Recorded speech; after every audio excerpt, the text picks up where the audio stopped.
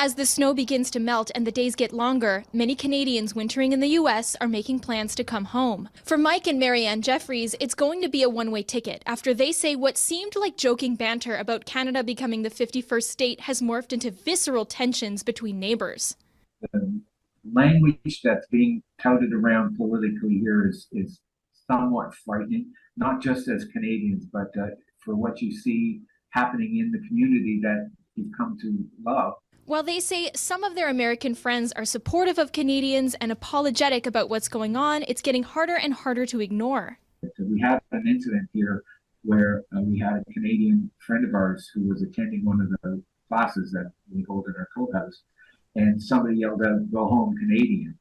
Because of the Protecting the American People from Invasion order that President Donald Trump signed in late January, the Jeffries will now be required to register with the American government if they stay in the country for more than a month. That new legislation is expected to come into effect in mid-April. The package that it was set in and the language that was being used, where we're talking about invasion of their country and aliens in their country, that kind of language leads to a mindset that says that it's okay to behave in a certain way against those people.